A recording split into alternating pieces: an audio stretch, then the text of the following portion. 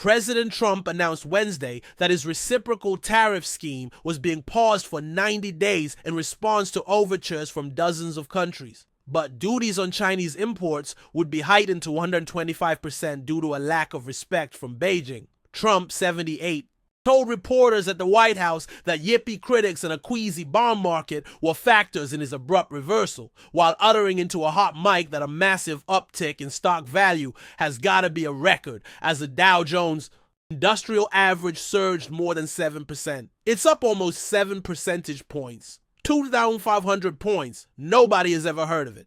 It's got to be a record, Trump told Senator John Barrasso, RWO, on the White House South Lawn with NASCAR Cup Series champions Joey Logano and Ryan Blaney. Trump told reporters moments later he pressed pause because I thought people were jumping a little bit out of line. They were getting yippy, they were getting a little bit yippy, a little bit afraid, unlike these champions.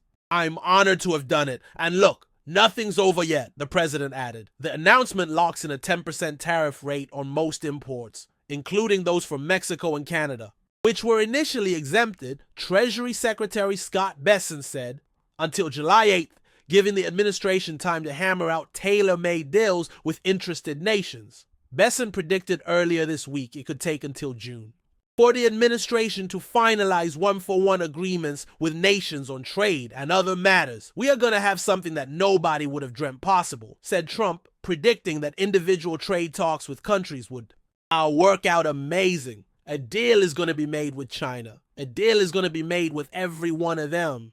He added that it even takes guts for our country to go through it. That's why I said be cool. Asked if he stalled the tariffs on the day they took effect due to a volatile bond market driven by a Chinese sell-off, Trump replied, "No, I was watching the bond market. The bond market is very tricky. I was watching it, but if you look at it now, it's beautiful. The bond market right now is beautiful. But yeah, I saw last night where people were getting a little queasy. Trump sent Wall Street into overdrive. At 1:18 p.m. ET, when he announced on Truth Social, I have authorized a 90-day pause and a substantially lowered reciprocal tariff during this period of 10%, also effective immediately.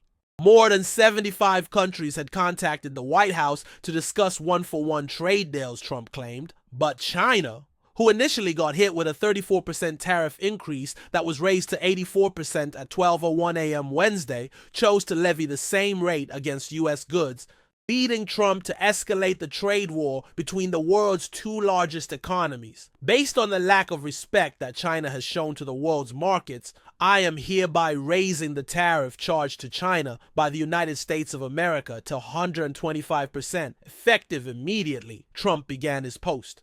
At some point, hopefully in the near future, China will realize that the days of ripping off the USA and other countries is no longer sustainable or acceptable. We have a tremendous amount of spirit from other countries, including China, Trump said on the South Lawn. China wants to make a deal. They're proud people, and President Xi Jinping is a proud man. They're in the process of figuring it out. The decision to adopt a pause, after publicly insisting there would not be one, seems like it was all Trump rather than a recommendation by a particular advisor, one administration official told the Post. Another insider said Trump's pivot caught major players off guard and came seemingly out of nowhere. It's the art of the deal, said a third, referring to Trump's 1987 book, a signed paperback copy of which Israeli Prime Minister Benjamin Netanyahu left the White House clutching Monday after promising to end Israel's trade surplus and eliminate all tariffs and non-tariff barriers on U.S. goods. He and I had a long talk on Sunday, and this was his strategy all along. You might even say that he goaded China into a bad position, Bessent told reporters outside the White House following Trump's announcement, but before the president spoke to the press.